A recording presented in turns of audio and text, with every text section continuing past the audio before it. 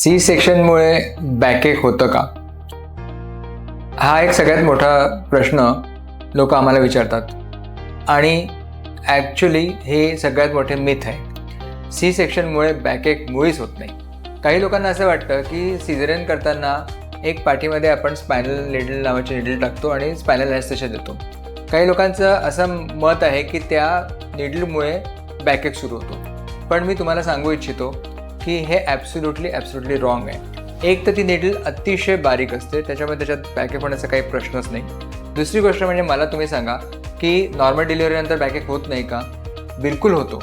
In fact normal डिलिव्हरीनंतर पूर्ण ligament जेव्हा सगळे लूज होतात तेव्हा पेल्विक गर्डल जे असतं ते सगळं लॅक्स होतं आणि त्याच्यामुळे पण बॅकएक होऊ शकतं.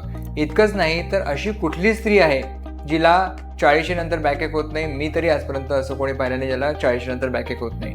तर बॅकएकचं सी सेक्शनशी संबंध जोडणं हे चुकीचं आहे असा विचार करू नका. लक्षात ठेवा की सिझेरियनचा आणि पाठदुखीचा अर्थार्थी काहीही संबंध नाही.